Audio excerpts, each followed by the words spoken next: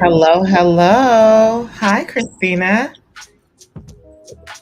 Welcome to Queen Green's Living Live, broadcasted here live on Rainier Avenue Radio. I am your host, Queen Bri, and we have joining us today our host, Queen Christina. Look, I can't hear you. What you said, Christina? Oh, it's over there. Look, the mic's right there. You gotta put that. Yeah. I said I get to be a queen today. Yes, we get to be a queen every day. I just didn't want to give you your title. I wanted it to come for you, but hey, Queen Bri, Queen Christina, we are the queens of Clean Greens. Hello, everyone. Welcome to the show. It's fall, y'all. It's fall. It is pouring out there. So make sure that, Is it raining by you? Yeah, it's raining, or it had rained. Again, always good for our earth, always good for our gardens. So make sure that you are staying warm and staying safe and protected from the rain. All right, Kristen, you want to open us up with a land acknowledgement? Sure thing. The rain is really nice though when you have the right gear. Yeah, it you know what it is. I have rain boots, so I'm not complaining. I used to hate it because of the wet socks. Mm-hmm. I have rain gear, so I'm protected from the rain. I don't want to feel soggy. I love it when it rains and I'm inside the house and I can watch a movie, snuggle up. But yes, when you have the right gear. Hey, D Money, I heard you in the background. What's up? Land acknowledgement. We acknowledge that we are on the traditional land of the first people of Seattle, the Coast Salish, past and present, and honor with gratitude the land itself and the Duwamish, Suquamish, Nisqually, Snoqualmie, and Muckleshoot tribes. We also acknowledge what has happened on this land to impact the lives of the Black community in Seattle due to redlining, the systemic and oppressive mechanism of anti-Black racism enacted by the white leaders, politicians, business people, and others rob Black families of the opportunity to build and pass down generational wealth. To share your own story of home or land loss in the central area of Seattle, please contact us here at Clean Greens on behalf of the Black Dollar Days Task Force, King County Reparations Project. www.blackdollardays.taskforce.org or cleangreensfarmmarket.com. You can call or email us. Thank you. Thank you, Christina. All right, guys. Okay, we are officially into season. I mean, we have one more thing to do before we shut it down for a little bit. A few more things because you guys got to start shutting down a farm after the harvest center, right? Or probably starting now. We have our harvest dinner coming up, and we finally got a flyer. Yay! You guys, please join us for our Clean Greens Harvest Dinner. It'll be on the 18th.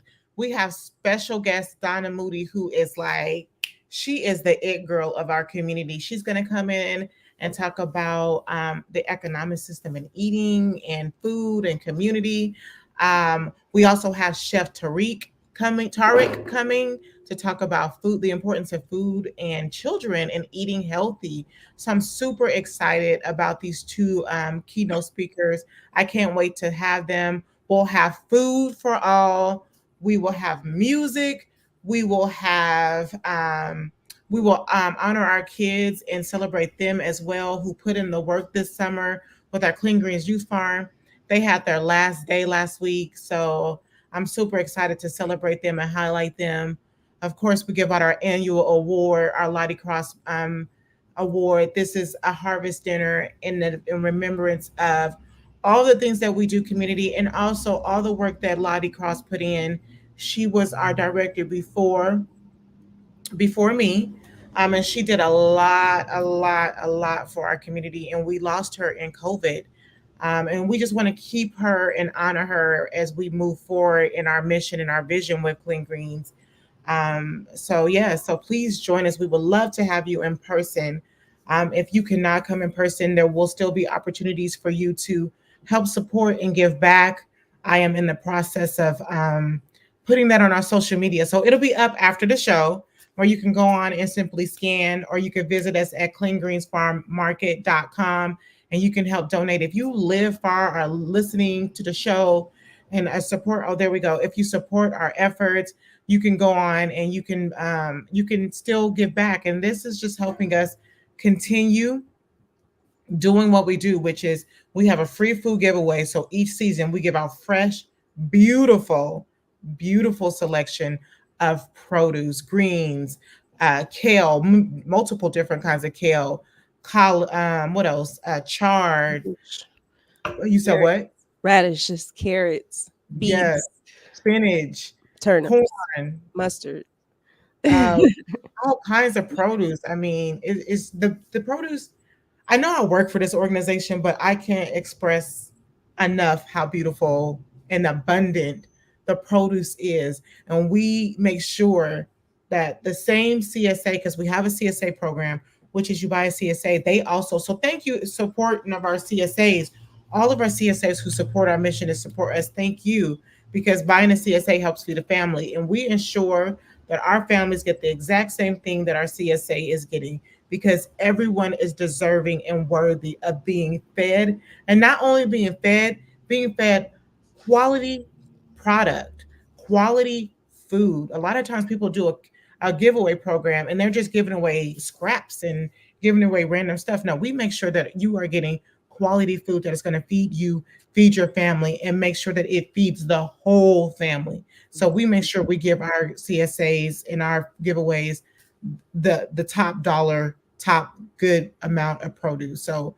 I really love what we do, and I appreciate the efforts, and I appreciate the hard work that Tommy, Christina, and the volunteers put out on the farm. Christina, you have been working hard on the farm. She is a farm girl. I call her Farmer Jane sometimes because, but she's stylish with it. She be coming there styled out with her overalls, her sunglasses, her hat, working and doing the work on our farm and our garden. So, Thank Christina, you, we Bria. definitely appreciate your efforts. And she brought style and grace to like our tables where we give out produce. She be having it all decked out, looking all cute and official, and abundance of produce. So, I just really And appreciate we're our gonna have small. that table at the harvest dinner as Yes, well. we'll have that table at the harvest dinner. So if you come, not only is it, oh, it's free. Yep. It is free for all. Free, okay? Free. Did I Come say get some greens to chop up and put in the freezer. for Thanksgiving? Yes, come get some produce for Thanksgiving. Oh my God, Thanksgiving's the weekend after.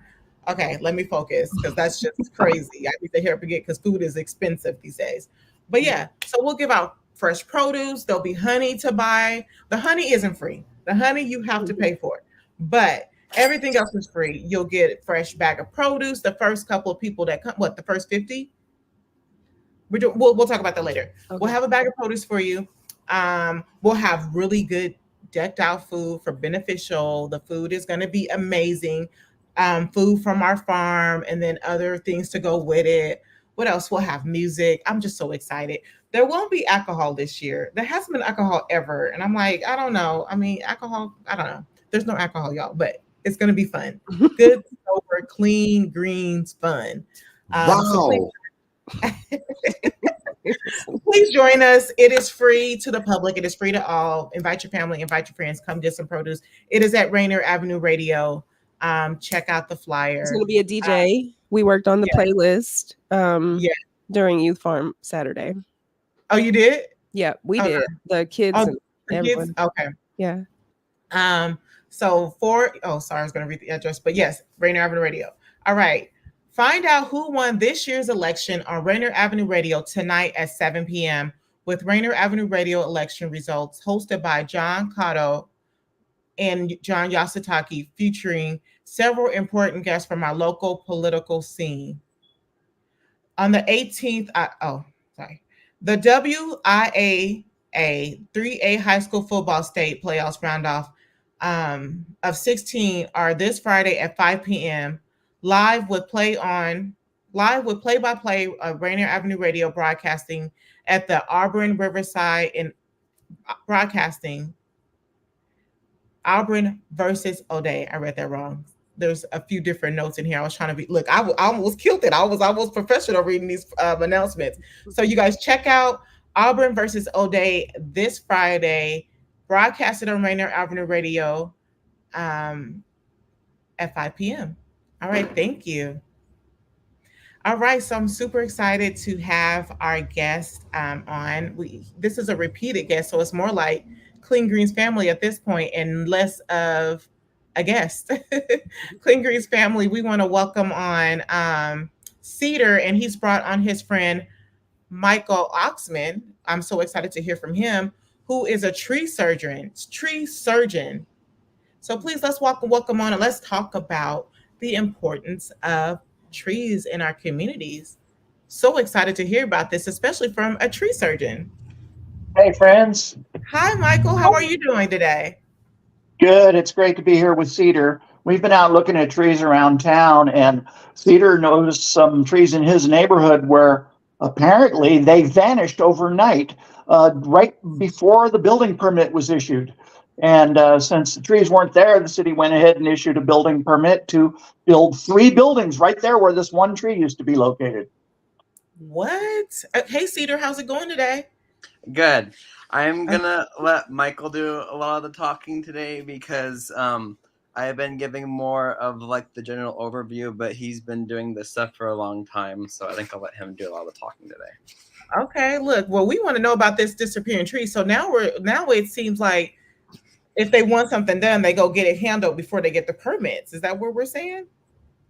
It looks like there's a pattern of malfeasance. Wow.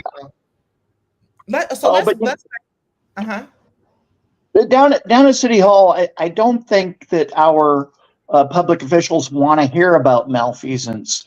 They only want to hear how everybody is trying as hard as they can to comply with the letter of the Seattle Municipal Code. So why do inspectors ignore complaints from the neighborhood down in South Park, which is in South Seattle? It's pretty amazing.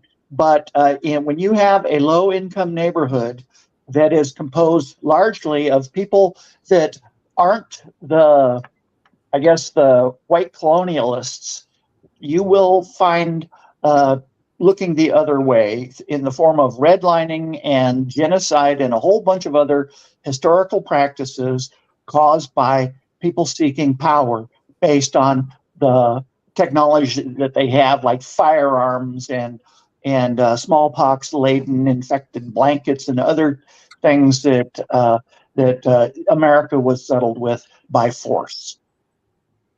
So let's back it up and talk to people about what we're talking about. So a couple episodes we talked to Cedar about the importance of trees, and I was just talking to a friend who didn't understand. She's like, trees? What are you talking about, trees? And so I talked to her. I explained it to her about the Lorax. We talked about the Lorax, how trees get moved out of communities, but trees also affect our health.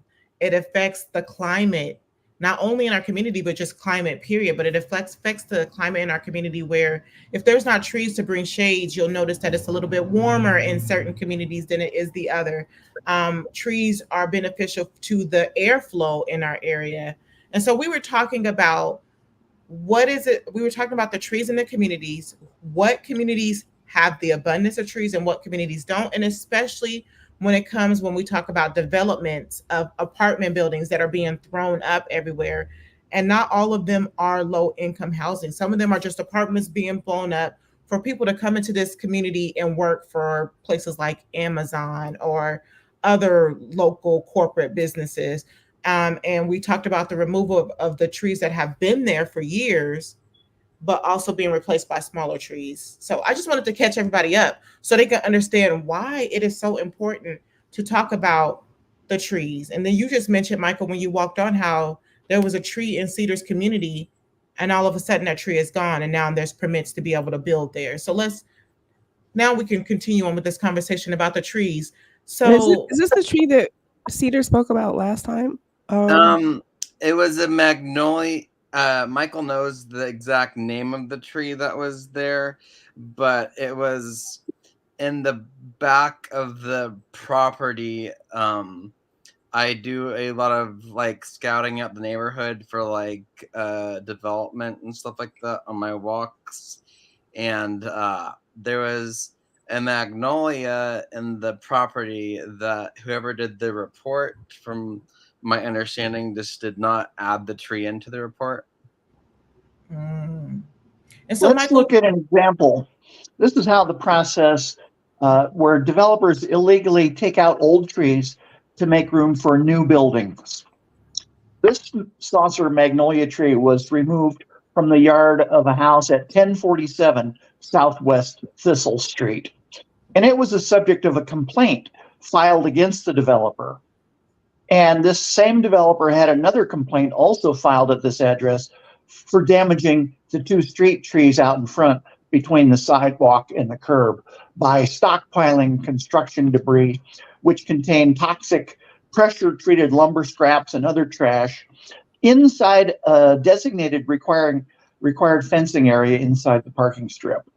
So as a condition of a building permit, developers must protect street trees with fencing to prevent these unnecessary strains and prolong their lifespan in spite of the impacts of construction. So this developer has multiple violations on his lot, and chances are, if you were to look carefully at other aspects of the construction project, you would find that this developer has cut corners in many ways. Although I'm not a construction expert, I only know about how he's worked around the tree ordinance by falsifying the documents. that's wild. Can we talk a little bit? Can we tell them a little bit more about the tree ordinance? What is the tree ordinance again? So we have this tree ordinance that says that if there's a violation, any fine would be equal to the value of the tree. So this is a huge tree. In fact, you can see it in the photos, and you can see it in the satellite survey, where this tree occupied about 700 square feet of earth. 700 square feet is a circle about 30 feet wide. And the diameter of the trunk was about 28 inches wide, which is almost twice as much as a telephone pole. So this is a very large tree, must have been worth over $10,000. And if the developer were required to pay the fine on this tree, it would be no sweat off of his nose, because this former lot used to be valued at about $400,000. And when he's done, the 6 houses will be worth about $4 million. So Wow. I don't know if people realize that if you build 6 houses where you're currently located at one house, that is about a $4 million development. Now it does cost $1 million to build these buildings, and you have to take about a year or so for planning and construction, but you are going to get 10 or 20 times the return on investment if you do this project right. And if you do it wrong, you can make even more money than that. Wow. And the tree ordinance it's an ordinance to help maintain a certain amount of trees in each neighborhood. Am I correct? But then certain neighborhoods miss out on having the abundance and the amount of trees that it takes to have a healthy, successful neighborhood, right? Well, we have taken these satellite photos shot from cameras mounted 100 miles up in space, and we are looking at where the canopy is. What is the shadow cast by the tree on the ground underneath it? And so we want about 30% of our city covered with tree canopy. Currently, we're close to that. We have 28 something percent, as judging by this inexact science of looking at something from 100 miles up in the air. The problem is that this satellite canopy survey does not tell us what kind of trees those are, nor does it tell us what kind of shape they're in. Are they ratty? Are they about to fall over? How much maintenance do they need? And the other thing that you can't tell from space is what kind of a tree it is. Is it a conifer tree? Is it a deciduous tree? So So that's kind of our problem with inexact science. We need better data if we want to manage our community. Cedar, you said the problem with building these amount of homes per lot in South Park is that the water table also contributes to flooding, as the mass amount of development makes flooding more likely by messing with the water table because there's so many places, so many houses on one lot, right? Yeah, and then there's no trees on the lot, and so when we have the heavy rains down here, we won't even need to have like the water in the river rising from like the snow melt. If we have like a massive heavy rain or like a week of heavy rains, we get flooding in the streets because there's not enough trees on the properties to absorb the water, and so that's how you get all the flooding in the streets. Even if it's not like massive amount, that's where you get all the water pools up, and then it starts to flood because you don't have enough green infrastructure and entrenched trees to deal with the water, and so that's The upzoning creates more of a floodplain because the soil in the yard is replaced by a concrete building foundation with an impervious roof and rain gutters on top of it. This prevents water to infiltrate into the soil, which recharges our aquifer, which improves our community ecosystem health. Stormwater runoff is increased as developers continue to build on smaller lots, which the city is enabling by upzoning. So the city recently has changed its building code to allow construction on smaller and smaller and smaller sized lots. About 5 years ago, the minimum size lot was 2,500 square feet. Then they changed it down to about 1,700 square feet where you could build a house. Now, guess how big of a lot you can build a house on? 1,050 square feet. I'm telling you, there is no room for a tree and a house on 1,000 square foot lot. No. So what we are doing is we are preventing ourselves from achieving our canopy cover goal of 30%. This is a violation of the city's comprehensive plan, which all codes are required to implement. We have to have a 30% canopy according to our own goal statements. That's a real problem. Does the floodplain, give me 1 second, we have a comment. Does the floodplain risk apply to hilly areas? The floodplain applies to the shore of the Duwamish River. And on the west bank of the Duwamish River, there's a curve. And historically, as water goes around a curve in the river bend, it accumulates on the outside of the curve. That is right where the community of South Park was built. South Park was built out of dredged up swamps. So South Park is no longer a swamp. Dirt was piled up on top of the swamp, but not very high, and it's lower than any other area in the city. So when we have a king tide, which is caused by the presence of the orbit of the moon around the Earth, that produces more gravity, and it pulls the water up higher out of the river onto the land.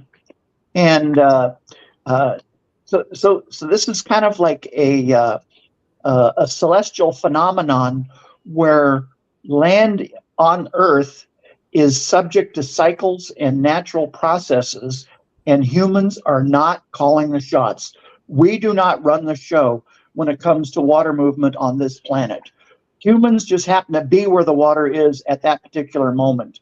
And unfortunately, some of the homes, about, I believe, 22 homes, had to be evacuated during an emergency a year ago last Christmas, which caused a bunch of focus on defective city policy and county policy, because the city of Seattle does not own all of the land in South Park, and the county of King County does not cooperate with the city when managing the interface between the two governmental administrations. So we have a whole lot of confluence of natural issues along with administrative issues, along with intent to commit violations of rules to maximize profit. And like everything in our life, you will find that it's all about the money. So here, people are part of this domino row falling, and the ones that are scrambling the hardest to make the most amount of money are the ones that are causing the most problems for all of the other citizens who are trying to comply with these natural laws and these man-made laws. I seen this meme the other day that said, poor people are not the problem. It's the greedy people that are the problem. How can our local community members find out about the canopy coverage in their cities? It's on the city maps of Seattle.gov. Seattle.gov is like this several 100,000 page website. And it is divided into 9 departments, and it is divided into 9 city council members' districts. To navigate Seattle.gov is a daunting challenge. Wow, do you ever have to be an expert surfer? But look at the citizens that we're creating in our communities. Our kids are expert surfers. They have the ability to navigate these websites. And to be a citizen activist involves rolling up your sleeves and being diligent and not accepting any compromises in the fairness of how our administrative policies are enacted by our governments. So we just have to put our foot down and refuse to allow our government to mismanage our public resources. I mean, we want them to be fair in treatment of everybody's cases. And this is a difficult job for all of our public employees. Okay. Is there a place that we're rounding out, we're in our show, but is there a place that we can send people who want to put their foot down, a group of people where they find out information on how they can speak and talk about this and come up with a plan? Well, I'm primarily a Facebook denizen. So I operate on the Seattle Green Spaces Coalition Facebook group. There are several others. If you like websites, you can go to the treepac.com website, which is TREEPAC.com. And that's a group that gives money to political candidates that are running for election that have shown environmentally friendly platforms in their campaigns. And then there's a whole bunch of places where you can become a naturalist. And besides exerting your opinion, you are also achieving education. So all of these activist pastimes result in turning us into better people, more knowledgeable people, and then we can use our ethics to demand fair treatment for everybody. Thank you. Thank you guys for joining us. Thank you, Cedar. Thank you, Michael, for this information. Up next is Phil Am, and they have special guest singer Nats Delarazio. So check it out. Talk to you guys later. Bye. Thank you. You're welcome. Thank you.